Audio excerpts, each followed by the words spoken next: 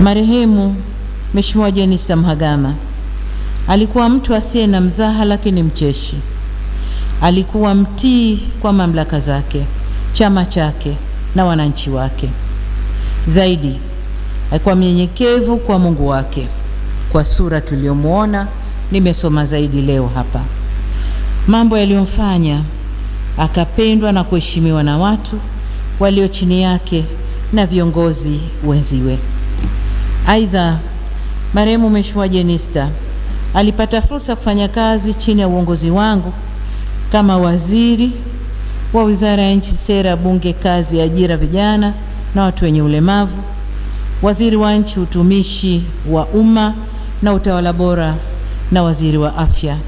Na kama alivyosema mwanangu Victor, nilimpa jina la kiraka kwamba kila nilipomweka Jenista aliziba vizuri. Amekuwa kiongozi anayesimama imara kutetea maslahi ya nchi bila kuchoka na bila kujali changamoto.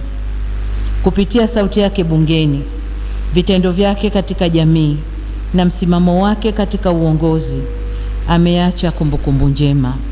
Nirudie aliyoyasema mmoja katika viongozi wa dini, ameandika hadithi nzuri kwa ajili yake. Kwa waheshimiwa wabunge na mawaziri, hususan wale wapya, ni waase kufuata nyayo zake kwa namna zifuatazo. Mafanikio ya bunge na taifa yanatokana na mshikamano wa wabunge wote bila kujali tofauti za kisiasa. Mijadala inabaki katika misingi ya kistaarabu na kuhakikisha inalinda heshima ya bunge kama chombo cha uwakilishi na wananchi, na pia kutimiza wajibu wenu kwa uadilifu kama alivyokuwa kiongozi wenu huyu Jenista Mhagama. Waheshimiwa na wanafamilia, nihitimishe hotuba yangu kwa kusema tunamshukuru Mungu kwa mchango mkubwa wa marehemu Jenista katika maendeleo ya jimbo lake, chama chetu, serikali na taifa kwa ujumla. Tunatambua kuwa safari yake ya uongozi haikuwa rahisi, lakini aliitembea kwa ujasiri, hekima na heshima.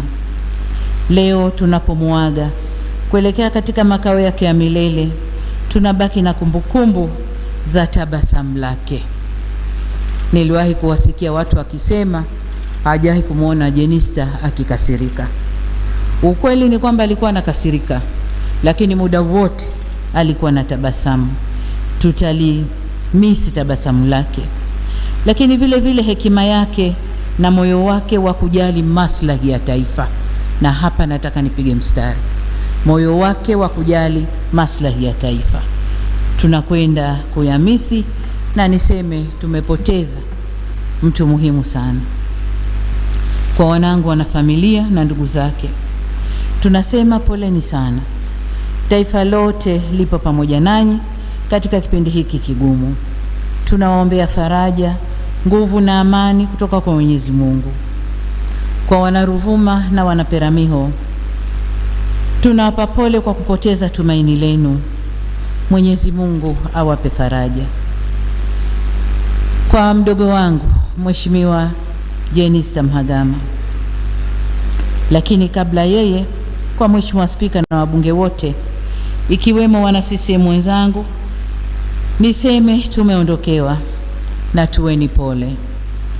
Sasa kwa mdogo wangu marehemu Jenista Mhagama tunasema umetimiza wajibu wako kwa uaminifu mkubwa. Umepigana vita vilivyokupasa. Uimara wa taifa letu ni pamoja na mchango wako mkubwa. Mwenyezi Mungu akupe safari ya kheri, safari njema, na ilaze roho yako pahali pema peponi. Amen.